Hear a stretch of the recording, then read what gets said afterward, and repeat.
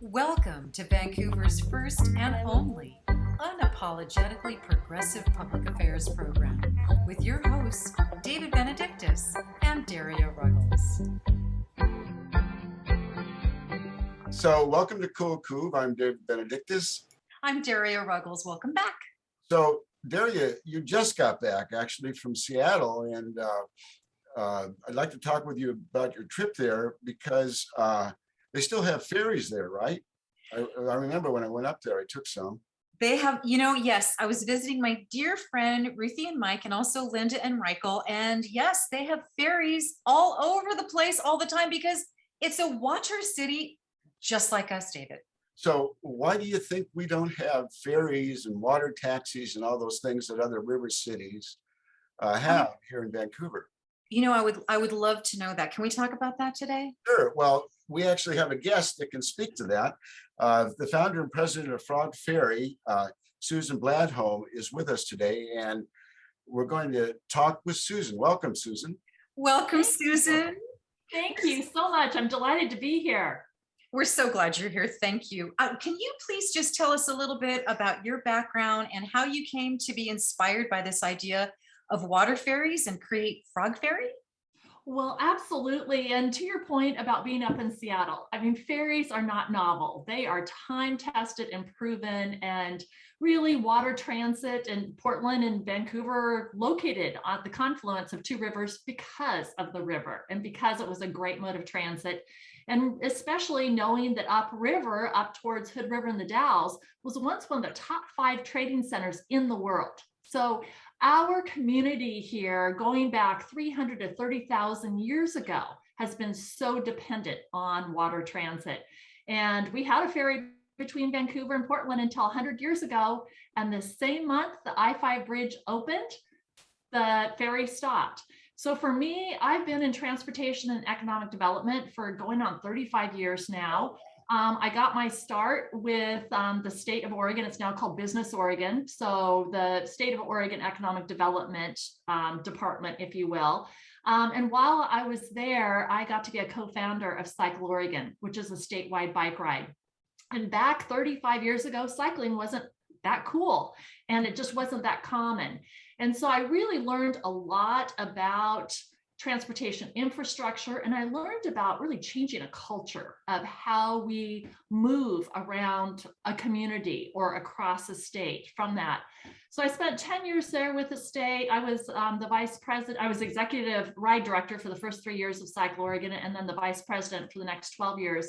I then went on to be the director with the Port of Portland. And so the Port of Portland right there, overseeing the maritime franchise, Portland International Airport, a couple other airports, and one of the largest landowners in the region. I spent nearly 5 years with a global helicopter company called Ericsson, a manufacturer of the really big air crane, which specializes in catastrophic response to major natural disasters, especially wildland fires, but also rebuilding infrastructure like bridges and dams, providing water systems to third world countries. And then I'm a student pilot. So for me, it was really flying out of Aurora Airport up and over the Willamette and the Columbia Rivers. I looked down, I'm really enchanted by the topography of a region, and I've done some study of it and how American cities are different from European cities. And just seeing the choke points of our major road arterials. And so from that pilot's perspective at about 2,000 or 3,000 feet elevation, and seeing the water system, and there are those rivers wide open down here, whereas seeing the major roadways being choked and flying up to the Puget Sound area, Vancouver, BC, seeing the ferries as far as I can see. And so I landed one day and said, why aren't we doing this here? And I started doing a little investigating. Well, that's quite a list of bona fides. Indeed. So what's FrogFerry, and why do we need it here in Vancouver? You sort of started talking about that, but why do we need FrogFerry here in Vancouver and Portland area? Well, David, I start off by saying I never intended to start this. I have just been a concerned citizen, much like the two of you, trying to elevate really key concerns, really having a concern about the environment and climate here, and saying, okay, I've been a strategist, has been in my title for much of my career. I've been in economic development. I've been a planner, and I don't understand as a river city why we're not using this asset of our river systems. So I started doing a little bit of research, and then I've got family like at Life Area up in Seattle and down in San Francisco. I'd visit them, and then I would meet with the ferry experts there. So I gathered all this information. I put together, I think it was a 12-page plan. And I got a list of all of these ferry experts out of Seattle and San Francisco that I met with across the board. They said, we love Portland. We've always wondered why you guys don't have a ferry system. We would love to help out. And I was kind of amazed by how many friends of friends are in the ferry business. And so I took that plan and that list of experts to our transit leaders, ODOT, PBOT, TriMet, Metro, and said, hey, have you considered this? By my tally, we're spending about $12 billion a year on transportation infrastructure. Everyone here in this transit space is acknowledging it's not going to make a dent in traffic congestion. It's not going to reduce greenhouse gas emissions. Here's an opportunity to do something a little bit different. And I want to say innovative, but really for most river cities, water transit's not that innovative. It just is for our region. And those transit agencies said, we think you're onto something here, but we don't have the expertise and we don't have the capacity to lead it. We think you should go ahead and lead this effort, and then we'll help you. So and even then I was still like, no, I have a full-time job with a helicopter company here. That's not how this was supposed to play out. And that was 4 years ago. And with every single meeting I had, it was just substantiated that we really can't not have water-based transit here in this region. I still fundamentally believe that.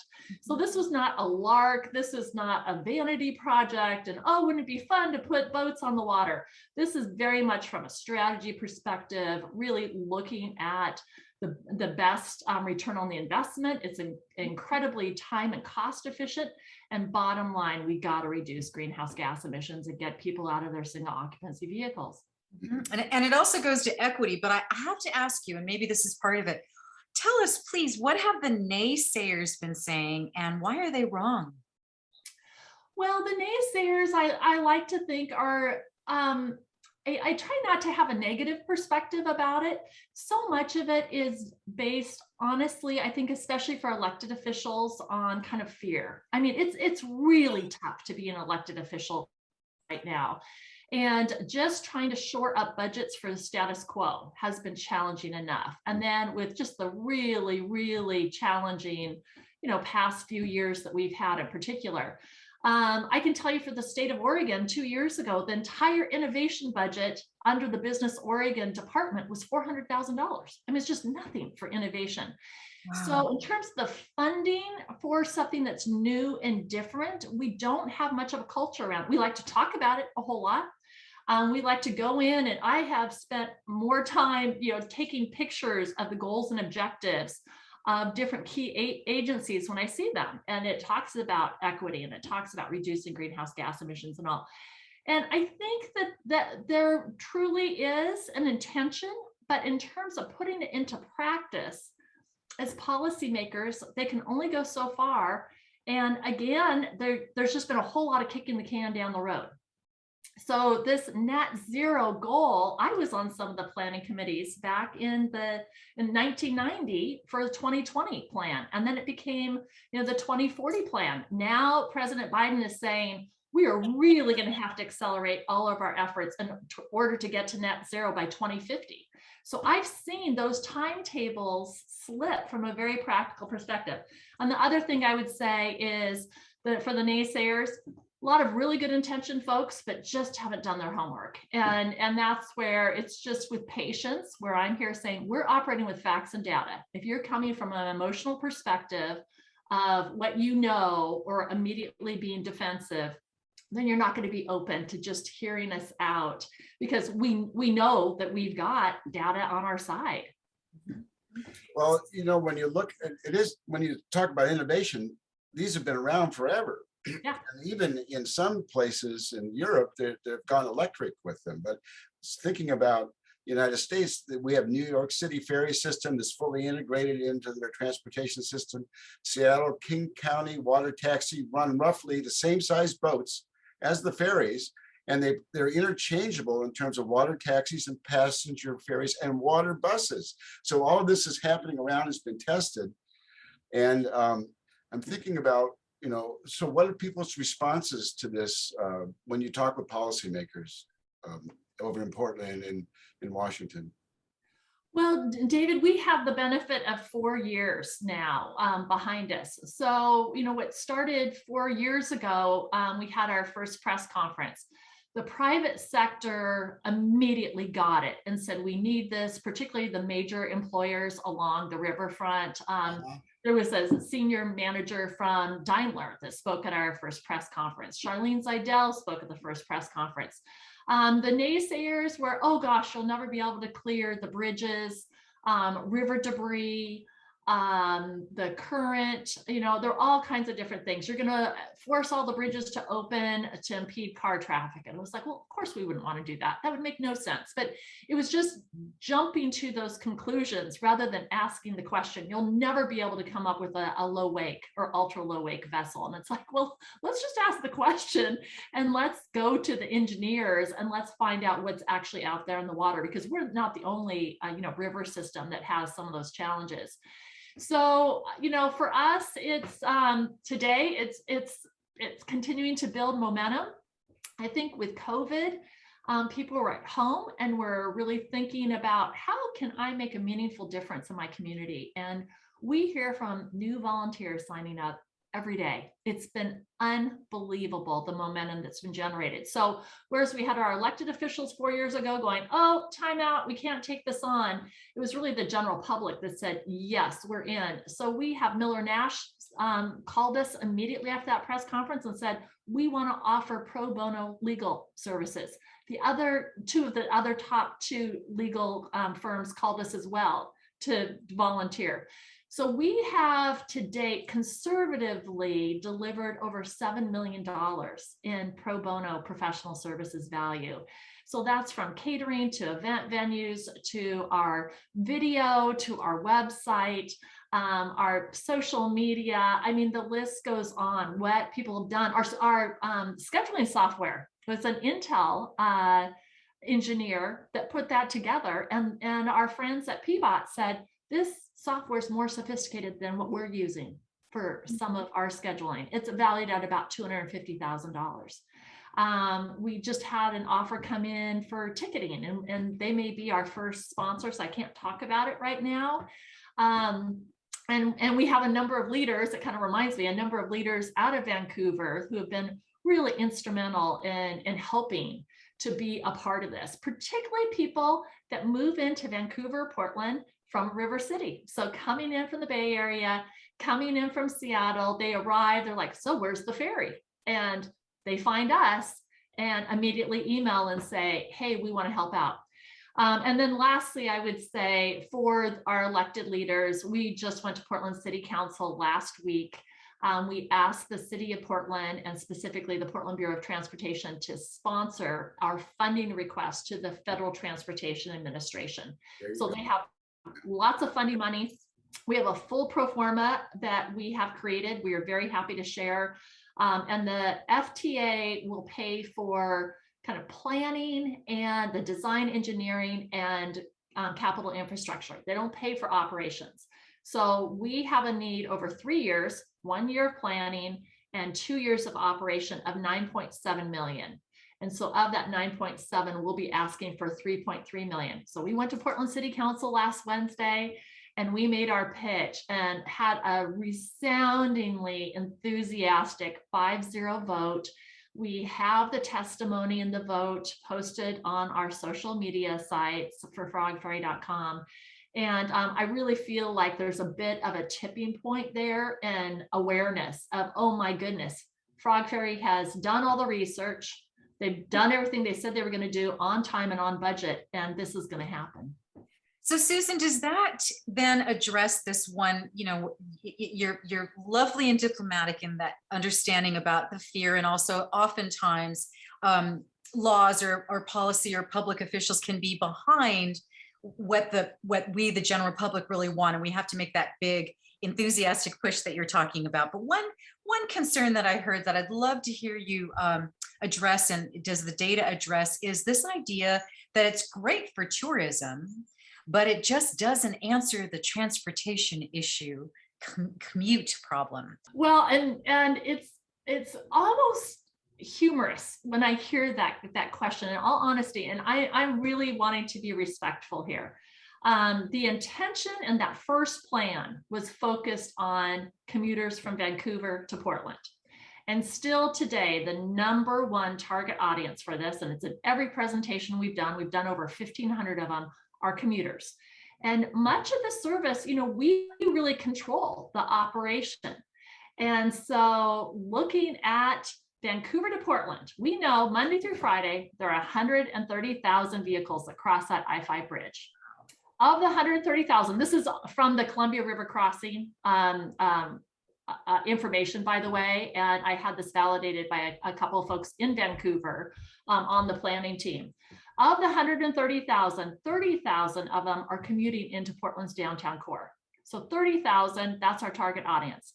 Pre-COVID, C-Tran was delivering about 1,300 people a day over to the Expo Center. So that's leaving still roughly 29,000 people crossing that bridge. So when we started, and up until a couple of years ago, the focus was really to start this for commuters from Vancouver to Portland. And that's still the vision. Candidly, Vancouver's lagging a bit. The Port of Vancouver, we've been working with some of the staff there who have been trying to help us. I have met with 2 port commissioners in the past year during COVID for this. And I think the focus in Vancouver has been, we can only focus on the bridge project. And I'm saying, that's very worthy. We're not competing for any of the same funds federally. We're not competing for any of the same funds here locally. And from a best practice perspective, when it comes to urban planning, you're looking at kind of a 3D capacity. You've got to take that timetable into consideration. And so, anyone that's worked on the bridge project, my team, when I was with the port, we handled the communications for the Columbia River Crossing Bridge. So I'm not naive to that. I have a lot of friends that were very, very involved with that effort. And now for the new Columbia River Crossing Bridge, the bi-state bridge. And we want them to be successful. But from a timetable, when we can be up and running in a matter of a few years, as opposed to that bridge, really, do you think we're going to have a bridge opening in 15 years? Awesome, if that's the case. But let's be honest, and just looking at the environmental assessment, likely 20 years out. So I don't believe in this construct of it being an either or. And candidly, from leadership in Vancouver, that's largely what I've heard. And we're like, these are parallel tracks. And we also know there's only going to be a growing demand on this as more and more people move into the Portland, Vancouver area. So that's my response, to that question. And honestly, we would love the opportunity just to be able to sit down and provide an update with where we are. And we just haven't been able to, even sit down and get an audience, even via Zoom, in the past year and a half with the key decision makers there with the city of Portland. Or the city of Vancouver. I'm sorry, the city of Vancouver. Yeah. What do people in Vancouver who want to get involved with this and volunteer and help with this concept, what can they do? Well, typically I ask people to share a little bit about their background and what their passion is. So I'm not pigeonholing them from what they do. I just heard from someone who is in accounting, and he said, but typically accountants work kind of in the back room. He's like, I really am good at customer service. I would love to join your customer experience team. I was like, awesome. I'm not going to put you on the finance team then. You can be over here. So, a lot of people are utility players, are really where their passions are. And this is such a grassroots effort. I'm the only employee here now. I started getting paid last summer because of Murdoch Charitable Trust right there on Vancouver's waterfront. We would not exist if it were not for Murdoch Charitable Trust. And we, the world shut down on March 13th, and it was March 11th when we got the call from them saying, we are going to go, we believe in this effort, and we're going to give you $300,000 over 2 years to start paying you and to start paying for some office expenses and some of your overhead. So when people come in and say, we want to help, we have Dave Barkos, I hope I can mention a name, with Foremost over there in Vancouver. And he was just on a sponsorship brainstorm session last week. And he approached a sponsor and has set up a meeting for us in September. So, that's an example of it. The other thing is letters of support really make a difference. And so for some of your businesses there in Vancouver, even the Vancouver Downtown Business Association wrote us an early letter of support. That, for people that say, I can't do a whole lot, or with COVID, I can't get out a whole lot, or I don't have a maritime background, that's fine.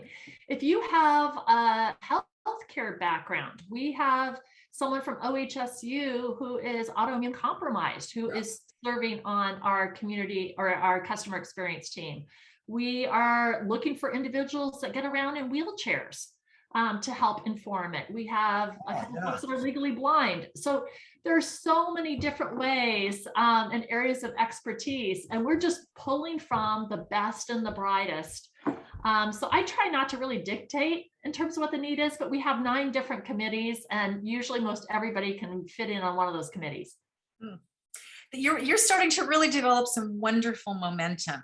So can you talk a little bit about what your ultimate vision is? Like how many ferries are there going to be?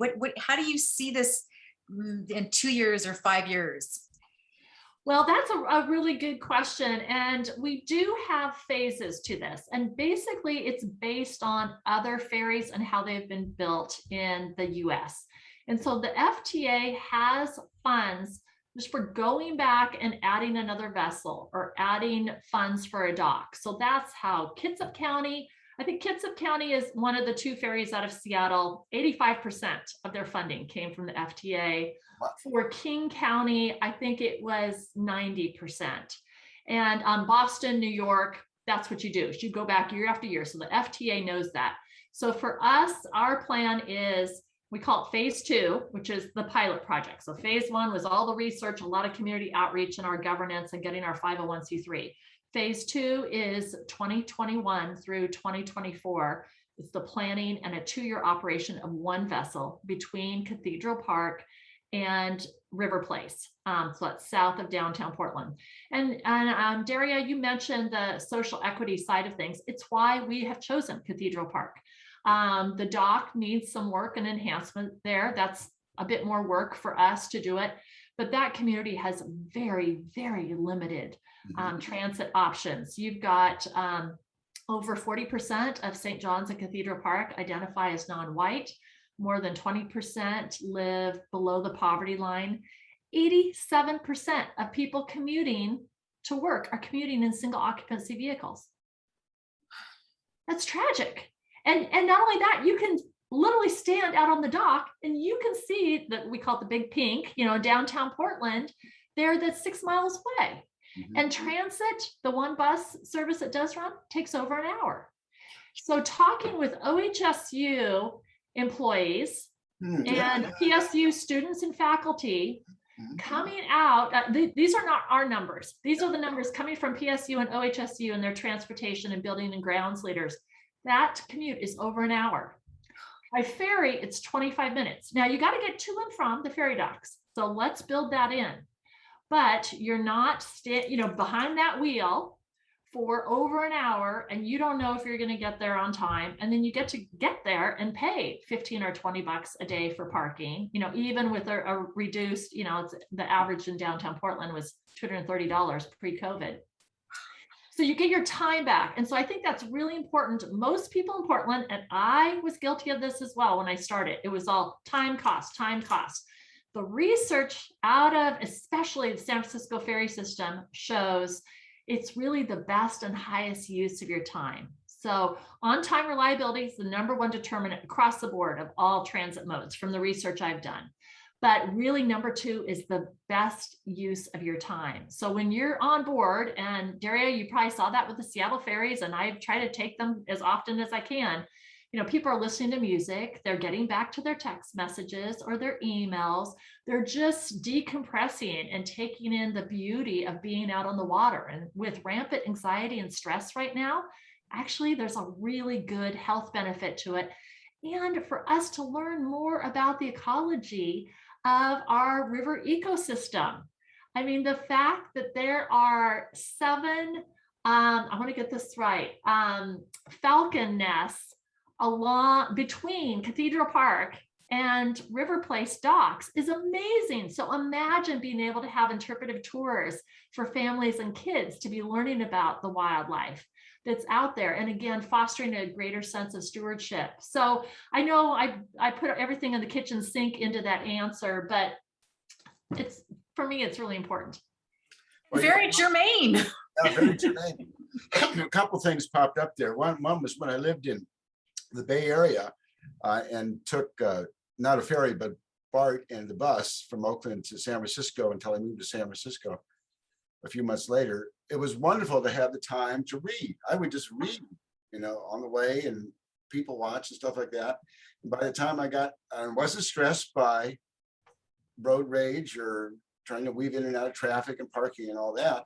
And I was much more relaxed when I got to work. But imagine seeing eagle's nests and the river and being exposed to nature as you commute to work.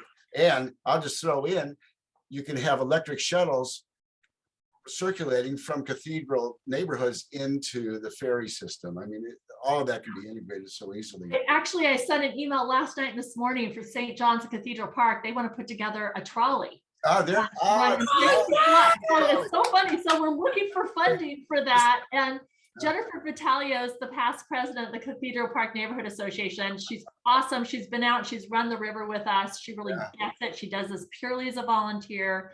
They have talked for 10 years about having some sort of, they call it a trolley, to take people down the riverfront. And they're saying, now we have a destination and a reason to do this. So we're seeing where we can partner. And again, I consider her a personal friend now. And the St. John's neighborhood, the Boosters Club, the presidents of both the St. John's and Cathedral Park Neighborhood Association are on board. But to your point, David, San Francisco has research with major employers. And they're like, here I've got Susie walking through the door who has just driven for an hour and a half in for her commute. She's frustrated, she's exhausted, she's picked, you know, and she's got a big old scowl on her face.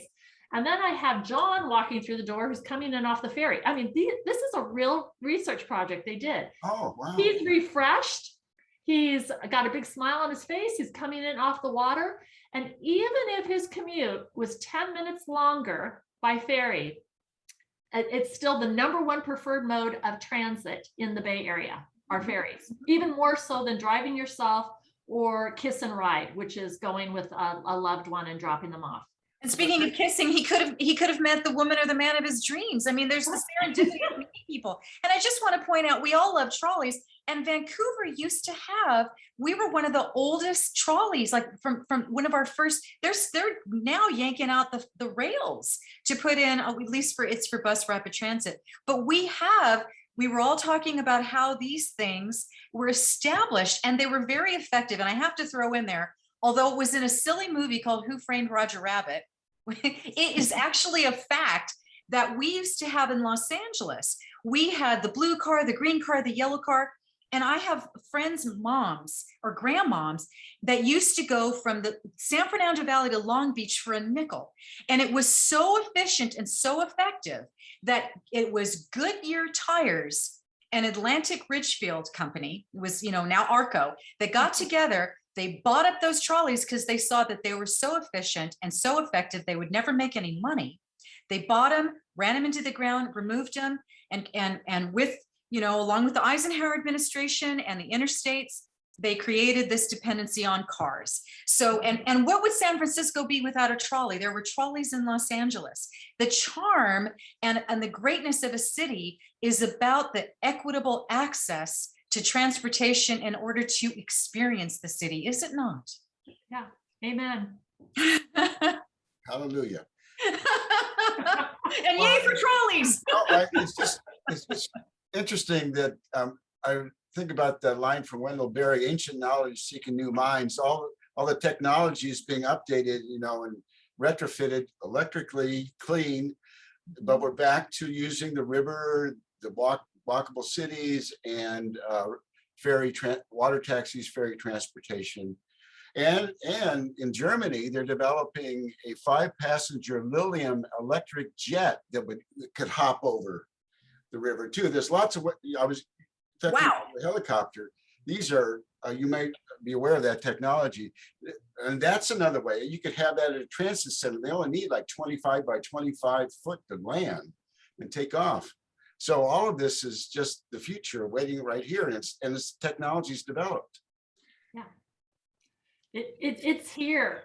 That technology. So I just was on a Federal Transportation Administration webinar yesterday, and there was a quote in there that I'm not going to get exactly right, but it was, the ferry industry has leapt over so many other modes of transit with innovation and really leveraging the green tech space.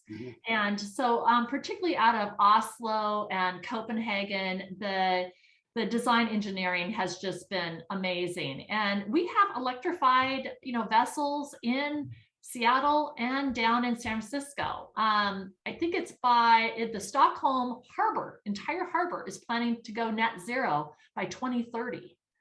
And actually we got contacted by a group of investors saying, we want to bring a pilot project to the United States. Do you want to get behind it? And then it's like, okay, we got to get the shoreside charging infrastructure. We need it for autos as well, but we need it also for vessels on the water. So that's a big part of what we're pushing.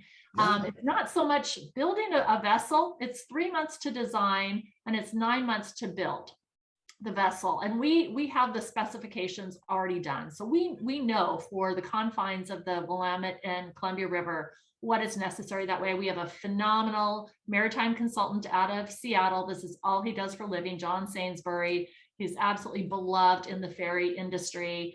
And I'm also being advised by people like Paul Broder, who's executive director of King County Transit, which is the larger passenger ferry service up in Seattle. So I have a lot of wonderful mentors in the ferry space with this. And David, I try to attend probably one seminar a month about the evolving technology, looking at hydrogen fuel cell technology and how that's prolonging the charge.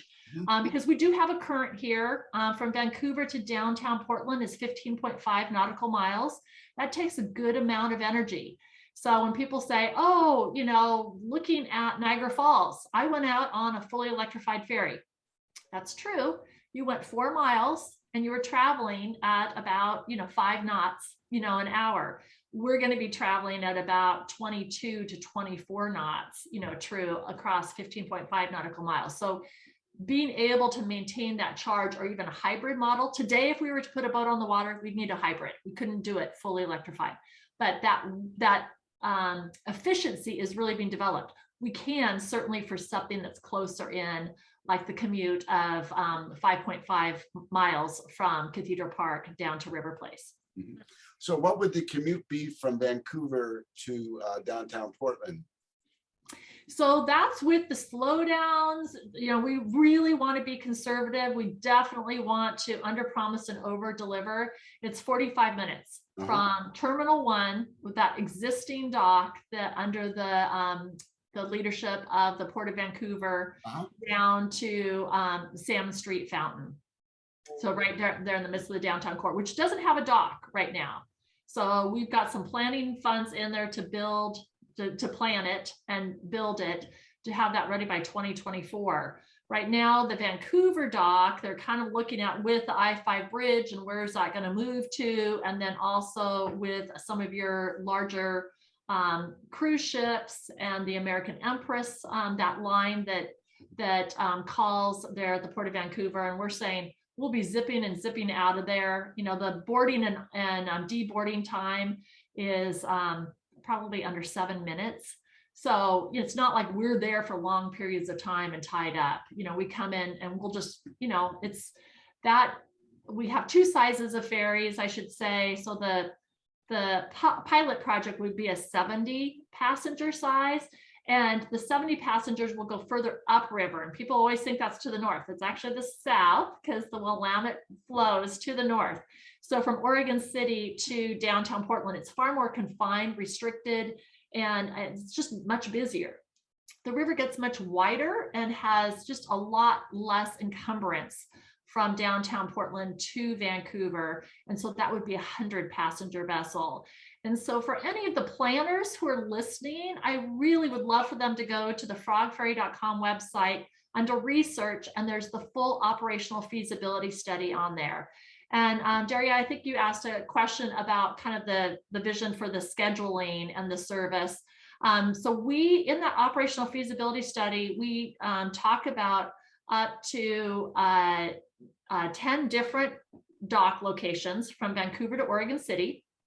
It's not being real prescriptive, but we have worked with the local transit authorities, and they've all said this is where there's a demand, and where we think we've already have really good connectivity to and from the docks, as well as we can establish good connectivity with things like the trolley or bike share or scooters, what have you. We really want to minimize people having to drive down to the ferry docks as much as possible. So even for Vancouver's, we've suggested satellite parking, and then having a dedicated shuttle service to pick up cars or pick up passengers to get them downtown. So really the vision is for us to have those 9 to 10 ferry stops. But we've heard from Camas also expressing an interest. I've spoken to several business leadership groups there, or even a Camas to Troutdale could be of interest, Ridgefield, St. Helens. So we really, it's not for us to decide where the stops are. It's really where we've got a great land-based partner. And John Sainsbury, our ferry consultant, likes to say, he or she who owns the docks is king. It's really true. We're putting basically an electric bus on the water, but that land-based interface is really what is most challenging, and what we really need to have a good land-based partner to make that work. So a total of 7 vessels and 10 stops. Wonderful. So how much is that going to cost the passenger? Yeah. So for the pilot project, we have a $3 fare, $2 for honored citizens, and free for kids. For a Vancouver to Portland, and again, that's a 45-minute trip. That's probably going to be about $650 each way.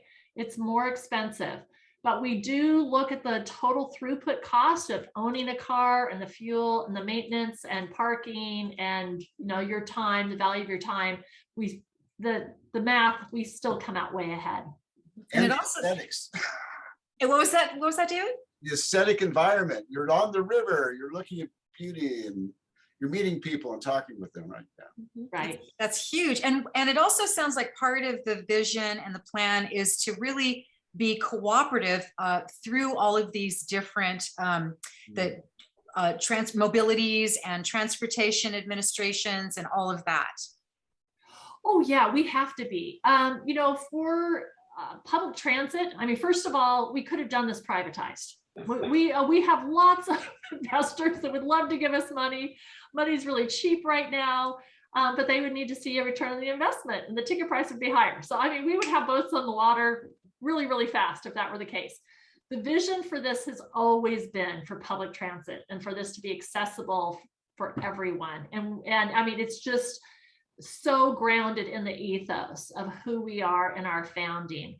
And so yes, public transit, it's subsidized. On average in Portland, it's subsidized per seat at about $17.50.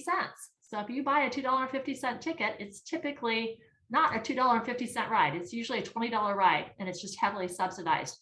For us and our operational model is we're looking at being at about a 50% called fare box, or the ticket price, and the other 50% being a subsidy. And with concession sales, we have some other things, some sponsorships to bring it down. So that's why we're looking at, a pretty reasonable fare. But we have to work with these other entities in order to get the funding and to comply. And we as a nonprofit can't directly apply for federal funds. We can't even apply for ODOT funding. We have to go through one of these public transit agencies. They're called designated recipients. So you really have to be a city. You've got to be we have basically one operator here, which is TriMet. You guys have C-Tran over there. They are designated to take money in, but we can't. I really love that you're making it a public good. Absolutely. I mean, that's what this is all about. So a lot of times when people even ask me about my vision, I'm like, for it to best serve the public. It's not I want it to go here, you know, and every day people are like, oh, you should have a ferry stop there. And I'm like, awesome. You know, I think that would be great too, but it's really not up to me or us. This has really got to be integrated into regional planning and what is going to be in the best and highest service to our community. So what is next? What is next for you and for FrogFerry? Oh my goodness, I could keep you here all week. So we are very focused on the pilot project. So the planning and the funding for that, and that 9.7 million. So thankfully, ODOT gave us a grant for $500,000 for planning for the pilot. And then again, we're going to go after the 3.3 million with the FTA. So we're waiting for that notice of funding opportunity to come out with the FTA any day. And as we're all reading in the headlines about infrastructure funding coming down the pipeline, and that really bodes very well for us, a number of different funding opportunities. So we're going to be really focused on that. We're just starting our outreach to prospective corporate sponsors. The first one is next Monday. So we've had brainstorming sessions and really talking about not just like who will give us money and partner, but who really matches the ethos of who we are. You know, we really want to make sure that our partners are really thoughtful, very civically engaged and civically minded. And so, so we're having really good conversations about that. We're not going to just take money from wherever. And I know that sounds silly coming from a little nonprofit, but it's really inherent of who we are. And then of course, the planning. So we have a number of meetings coming up regarding kind of the regulatory side of things for the permits, particularly at Cathedral Park. There are 10 different agencies, there are state and federal agencies. We have met with all of them, and now we need to start, it's called the NEPA process, and see for permits what is needed there. And Cathedral Park's in the midst of a Superfund site as well. So we really have to track on that. So that's an amazing process there. We know point to point, our two locations, we need to find a home port location. And we have twice thought we had really good locations. Both of them have fallen through, just didn't work out. So John Sainsbury, our ferry consultant, and I are working on that for overnight moorage and where we can get in for this pilot project. We won't be running electrified because we won't have the shoreside charging infrastructure in. We'll be running a traditional diesel engine, but on renewable diesel, or it's called R99. And so actually access to the docks and having a fuel truck pull up and be able to reach the vessel is a key consideration for locations as well. So we have that short list we're going to be working on, a lot of marketing, outreach, customer experience. Having that plan really informs the operational plan, and that's due in December. And then really our community outreach is ongoing. We have a number of really amazing committee members. Sunrise PDX is a youth climate activist group. They've been instrumental in the formation of that plan. And so we have kind of the overall strategy done, but now we need to really work on that tactical plan, and that will inform our operational plan. So we're not going to be like necessarily another ferry service where it's like, okay, we meet all the requirements, and you know, we can kind of create our own culture and our own personality about this. And we don't want to just be ADA compliant. We want to make sure we're creating a really rewarding experience for people that do have some physical challenges. So there are 10 different sub-plans due between now and the end of December, Daria, and kind of bundled in two separate sets. that we submit to the Oregon Department of Transportation for that funding. So that's really our key focus here for the next 2 quarters. It's so exciting. I love, I mean, you know, it's inherently more accessible. Getting on a boat, right, is like you can go regardless of where you are in age or mobility. So it's already, like, by definition, more accessible. I am so grateful to you as a citizen, and even though that you were the one that came up with the idea and you thought you'd pass it on, and you're the #1 and only employee at the moment, I'm so grateful to you for doing this. This is incredibly exciting, and when we get it over on our side, you're going to make Vancouver so much more cool. It is such a cool community, and I try to be over there at least once a week, and I have a number of friends over there, and I've spent a lot of time on your waterfront. It's absolutely amazing. I've considered moving over there. I'm such a big fan, and David and Daria, I look forward to being out there on that boat with you. Oh, thank you so much for joining us today, Susan. Susan from FrogFerry, very exciting. If you want to get involved, just stay tuned. We're going to have a link at this. And thank you so much. And, you know, we're going to have you back, you know, in a couple of months, and you can catch us up on the good news. I would love that. Okay. Anytime. Okay. Say goodbye. Bye, everybody. Say goodbye. Bye. Thank you. So thank you for joining us at CoolCouve, and remember to stay cool and curious. Thank you. Bye. Bye.